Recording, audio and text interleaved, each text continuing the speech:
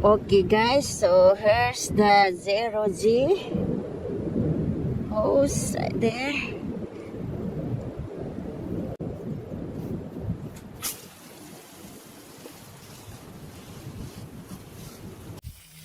So you will need oil for as lubrication for the hose and a paint and a brush. I use this kind 5/8 inches in diameter.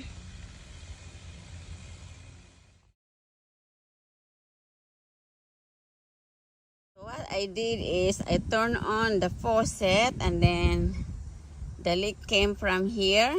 What I did is I used this brush and dip into a paint, then I'll mark the area of leakage right here earlier.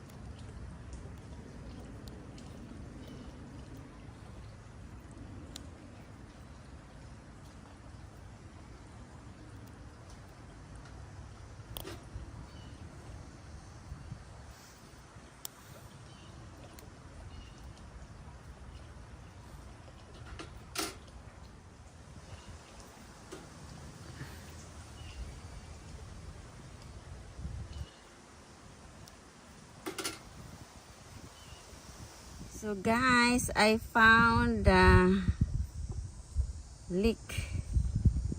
So I cut the fabric all the way. Found the leak right here, see? That one there. That one.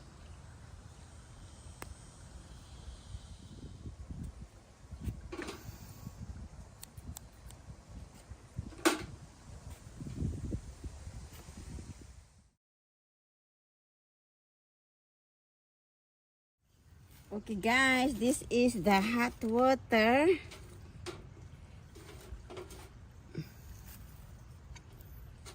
And then I put the clamp here and I just dip this into the hot water.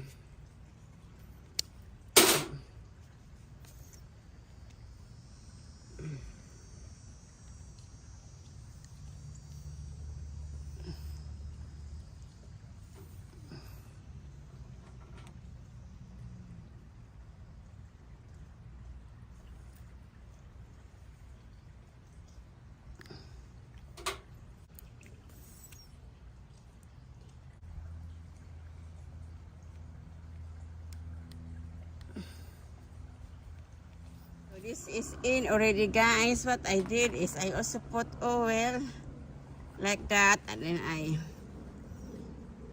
put the hose here to the barb, and then I tighten this like this. Let's put the other end here. I put an oil after I dip to the hot water like that.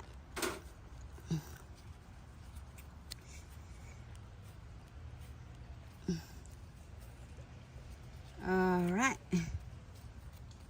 it's all there already. Now we're gonna clamp it.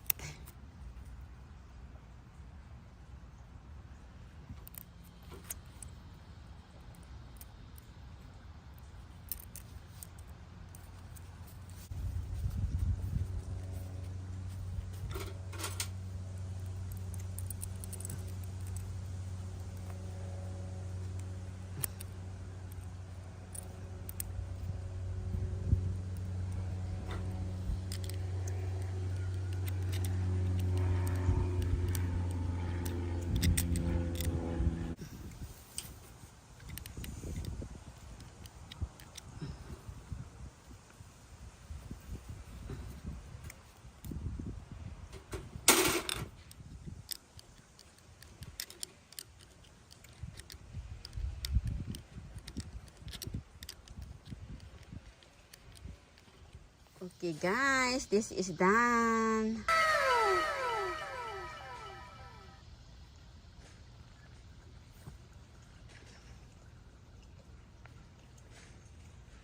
Yay guys, it works.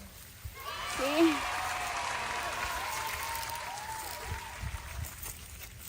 There you go. Doesn't have any more leak. And then it goes here. This is 50 feet.